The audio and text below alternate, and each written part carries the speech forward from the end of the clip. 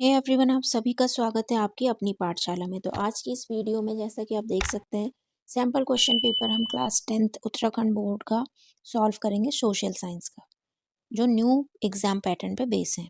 तो इसमें question number first MCQ base होगा।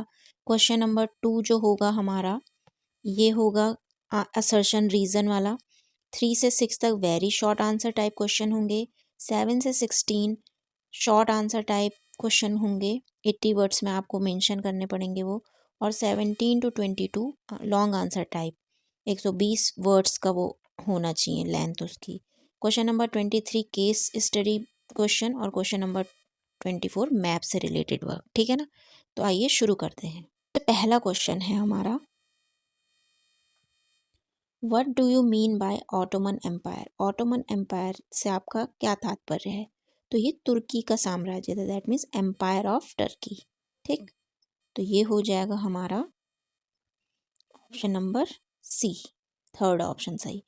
इंग्लैंड में सबसे पहले जो इंडस्ट्रियल रिवॉल्यूशन आया था, किस इंडस्ट्री से रिलेटेड हुआ था। ये हुआ था हमारा टेक्सटाइल इंडस्ट्री। ठीक, फिर नेक्स्ट है कि soil type has the largest coverage area in India. सबसे ज़्यादा कौन सी मिट्टी का विस्तार है इंडिया में। तो यह है एलुवियल, जलोढ़ मिट्टी। ठीक, सरिस्का टाइगर रिजर्व कहाँ है, ये राजस्थान में है। सतलुज, कौन सा बांध बना है सतलुज नदी पर। तो ये हमारा बना है सतलुज रिवर पर भाखड़ा नांगल डैम।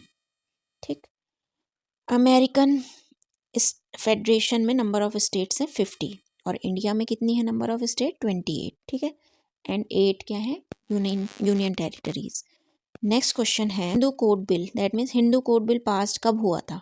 तो ये हमारा पास हुआ था 1956। तो इसका राइट आंसर हो जाएगा ऑप्शन नंबर डी, 1956 में ये बिल पास हुआ था।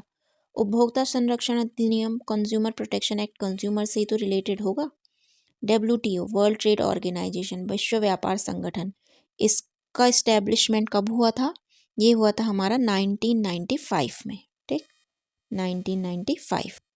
सबसे ज़्यादा भूकंप कहाँ आते हैं, अर्थक्वेक प्रोन रीजन कौन सा है। ये है हिमालयन माउंटेन्स। ठीक है ना। अब है हमारा क्वेश्चन 2 है असर्शन रीजन पे बेस। तो इसका पहला क्वेश्चन है, excessive focus on caste can lead to negative outcomes in a democracy. तो केवल एक ही टाइप की कास्ट पे हम ज़्यादा फोकस करेंगे तो नेगेटिव इम्पैक्ट आउटकम्स आएंगे, नेगेटिव इम्पैक्ट डाले गए डेमोक्रेसी पे। तो ये वाला तो सही हो जाएगा। ठीक, फिर है हमारा next, it can divert attention from other important issue and can lead to a tension, conflict and even violence.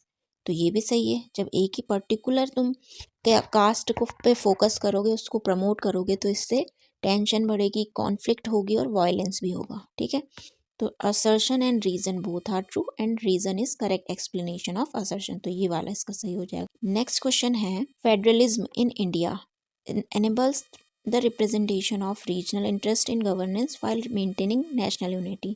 तो जो फेडरलिज्म है इंडिया में, फेडरलिज्म बोले तो संघवाद, ये राष्ट्रीय एकता को बनाए रखने में हेल्पफुल है।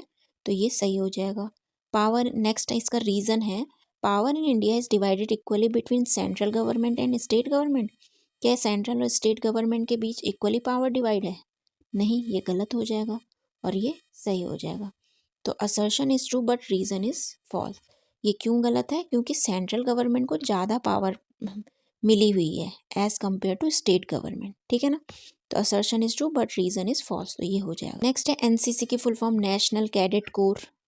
2 रीजनल पार्टीज, एक तो उत्तराखंड का क्रांति दल आ जाएगा इसमें। ठीक है,